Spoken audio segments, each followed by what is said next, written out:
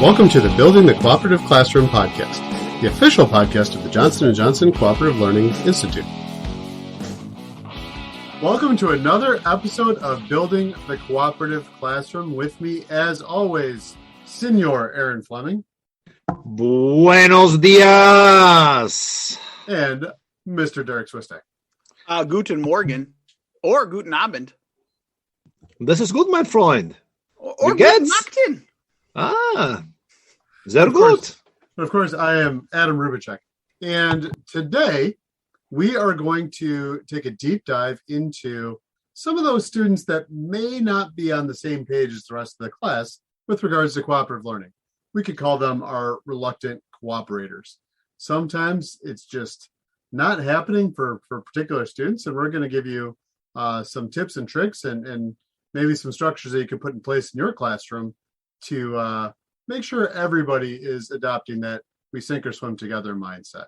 I think we're going to start with Aaron. I know he had some thoughts on the matter in our pre-podcast meeting here. So take it away, Senor. What? I've never had any student be reluctant to cooperate. I don't know what you're talking about. Well, of course it's hard. It's hard to get every student to work together. I mean, you know, when we're talking about our classroom is full of adolescents, of course it's hard. But I think that the first place that I would go is feedback. We give academic feedback all the time to ensure that students are learning the academic content. And, you know, we feel good about that, you know. So, you know, in my world language classroom, I can give, you know, feedback to students to make them better writers or to make them better speakers of Spanish, you know, whatever skill I'm working on. So we have to do the same thing with all of the social skills. We have to really give feedback on the social skills.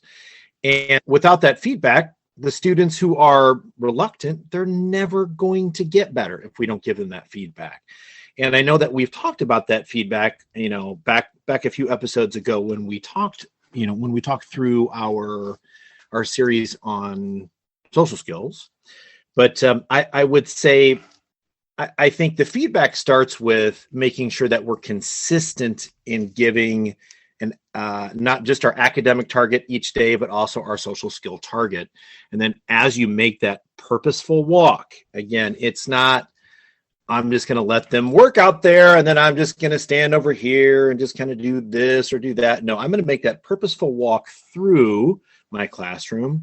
And let's just say today's skill is just simply contributing ideas to the group. So I want to make sure that I hear everybody contributing an idea. As I walk through and I purposefully walk through this group over here to my left, I can say, hey, that was really nice. I heard all three of you contributing your ideas. It's exactly what we want today. That feedback lets them know that's the desired behavior.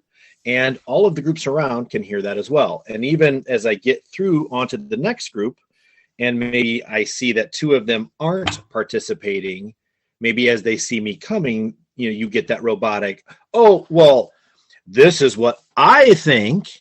And even though it's robotic there in the very beginning, as I continue to walk through the room in my purposeful walk, they're going to be more and more comfortable with sharing those ideas. So I think it starts with feedback.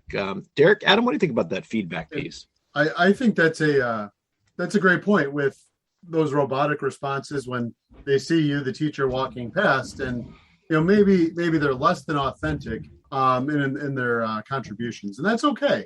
While it's not ideal, it's not what we really want. Just the fact that the students are participating, they are giving us something, and we're going to go ahead and we're going to praise that. We are going to encourage that behavior because eventually those robotic responses become a little more natural. Those forced responses become spontaneous, and the students are looking to get a rise out of you, the teacher, sometimes. But if we don't give it to them, and if we don't take the bait, I think that is sending a very direct message to the students. Whatever you're willing to give us at this point is it's a good start. Yeah, I think you both brought up some really good points about interconnectedness. But I think even before then, you know, you need to make sure that you provide a safe environment for the kids, a place where they know that their contributions are welcomed by not just their peers, but also by you. And some of that, as you both pointed out, comes through modeling, comes through moving around the classroom. Some of that comes through wanting them to take an active role in their classroom as well, so that they feel connected to you, so that they feel connected to the environment, and so that they feel connected to one another. I think that's very true, and I think I actually saw that really come out with students this past year during virtual teaching. I really saw the hesitancy, with students just making an error. I feel like I'm, constantly telling students, hey, this is the place where you can take a risk, because we're talking about putting in a verb. We're talking about putting in words together. Like this is low risk. So, Derrick, you're right. When we create that environment where kids do feel like they can take those chances, and, that they do belong to a community of learners that, they can be themselves and be wrong in front of, that's huge for sure. I think the next thing, and, I guess, maybe philosophically going down the line from what you say there, Derrick, is I think it's important to make sure that students know the why. Why are we sitting? Why, when they walk into my classroom, are there desks in pods of 3, whereas they might walk into another room and they're in rows? Well, why is it that way?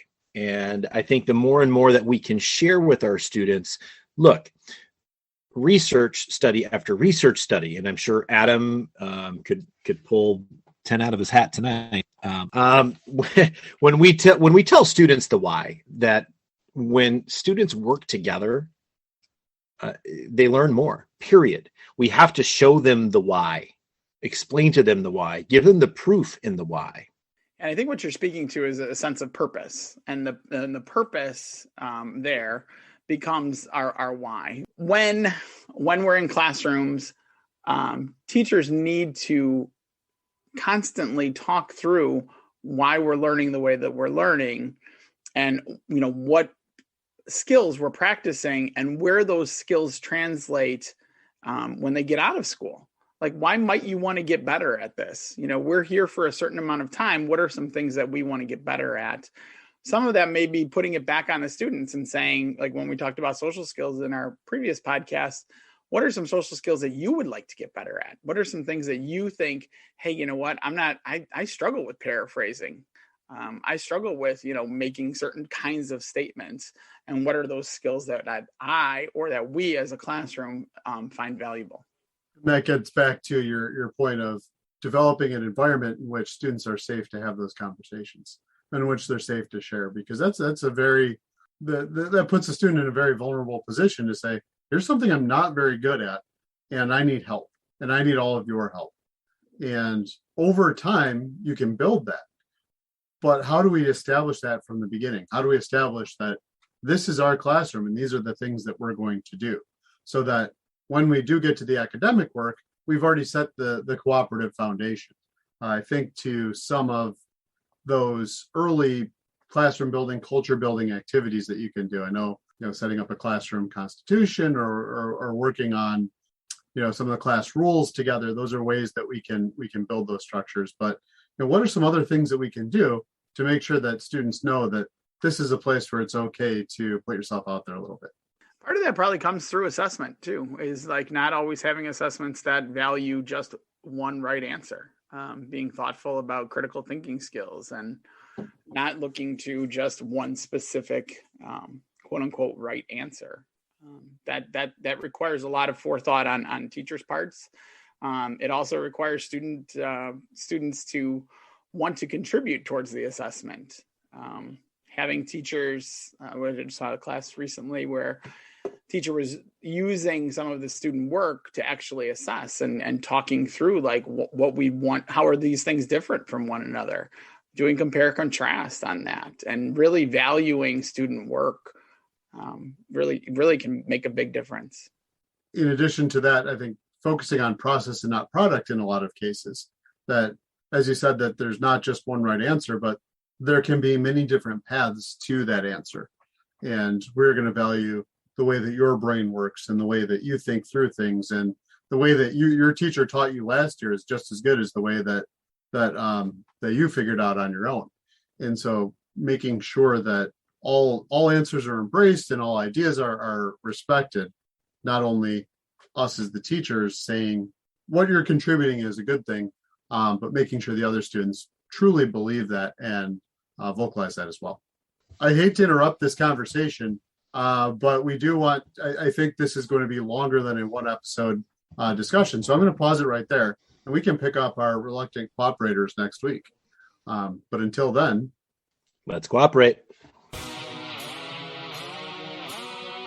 Thank you for listening to the Building the Cooperative Classroom podcast, the official podcast of the Johnson & Johnson Cooperative Learning Institute. Please check out the show notes for all relevant links, including a link to our Twitter account and the Cooperative Learning Institute webpage.